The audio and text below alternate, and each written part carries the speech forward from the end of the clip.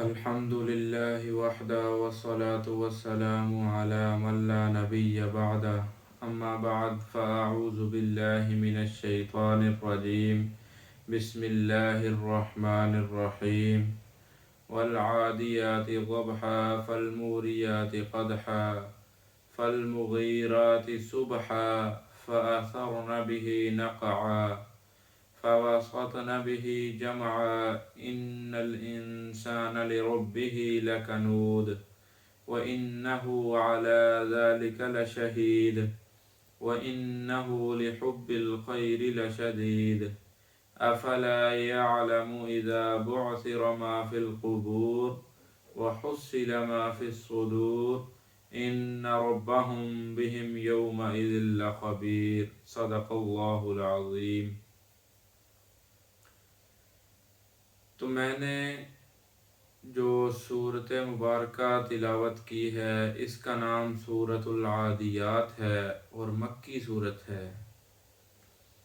مکی اور مدنی کا تھوڑا سا فرق سمجھ لیں۔ مکی سورت اسے کہتے ہیں کہ جو آپ صلی اللہ علیہ وسلم کے ہجرت کرنے سے پہلے نازل ہوئی، جو مکہ میں نازل ہوئی اسے مکی سورت کہتے ہیں، اور جو ہجرت کرنے کے بعد نازل ہوئی اسے مدنی سورت کہتے ہیں۔ تو اس سورت میں اللہ رب العزت نے گھوڑوں کی 5 حالتوں کا تذکرہ بیان فرمایا ہے۔ نمبر 1، والعادیات ضبحا، قسم ہے ان گھوڑوں کی جو دوڑنے والے ہیں ہانپتے ہوئے۔ فالموریات قدحا، پھر ٹاپ مار کر آگ جلانے والے ہیں۔ فالمغیرات صبحا، پھر صبح کے وقت غارت گری کرنے والے ہیں۔ فأثرن به نقعا، پھر اس وقت غبار اڑاتے ہیں۔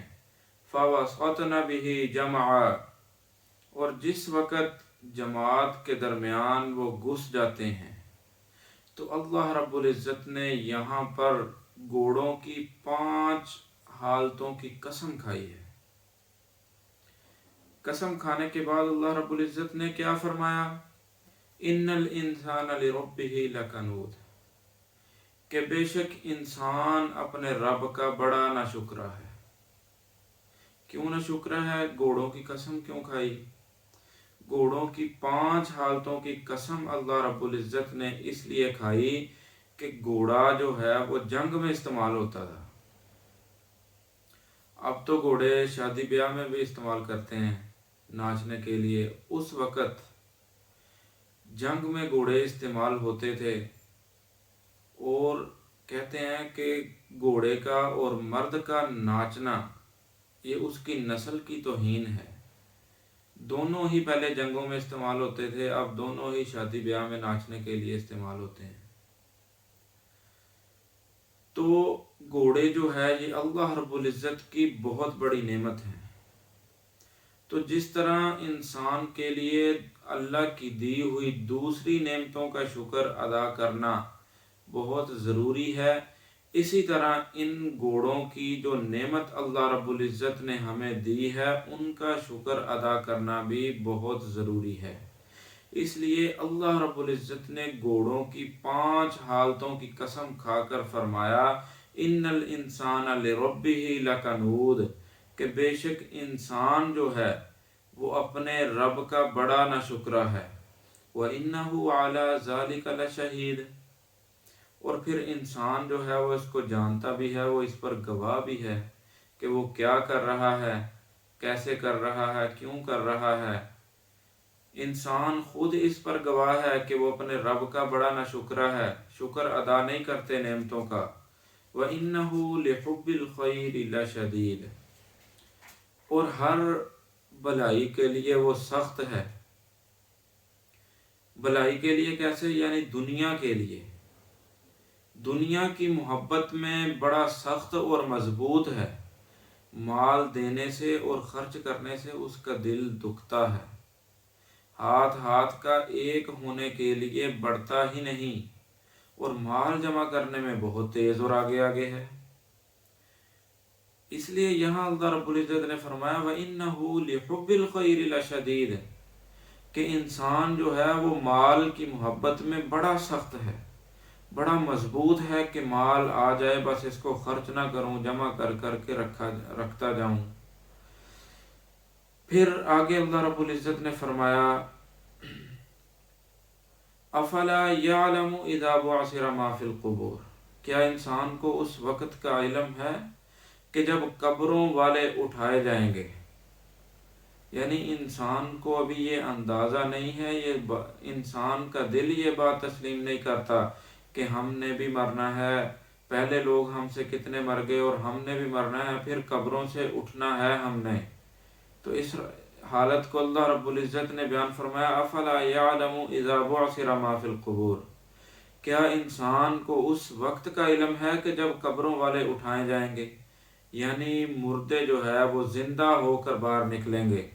یخرجون من الاجداث سراعا یخرجون من الاجداث سراعا اور دلوں میں جو کچھ ہے وہ ظاہر کر دیا جائے گا۔ انسان کو یہ وقت جان لینا چاہیے اور انہیں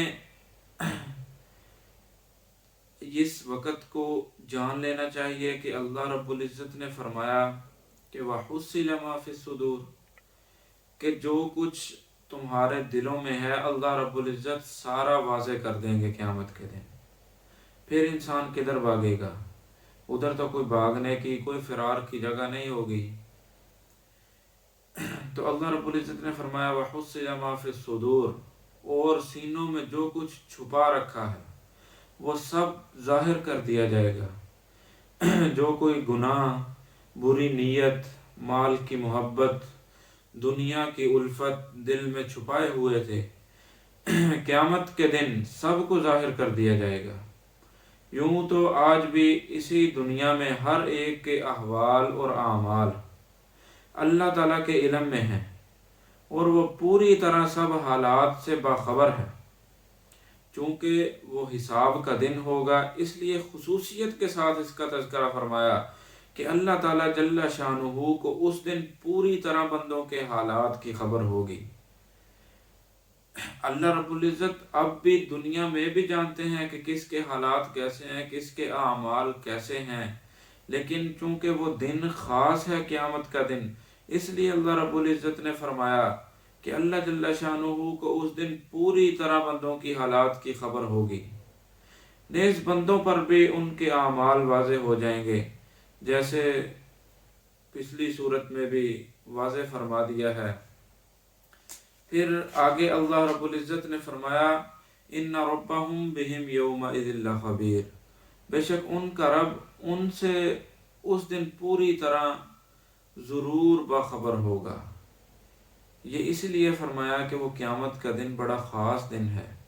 ویسے اللہ رب العزت کو ہر چیز کا علم ہے، ہر چیز کا علم ہے، اللہ رب العزت سے کوئی چیز بھی چھپی ہوئی نہیں ہے، لیکن قیامت کے دن کی بھی اہمیت بتائی کہ اس دن اللہ رب العزت تمہارے ہر اعمال سے بڑی بخوبی باخبر ہوگا۔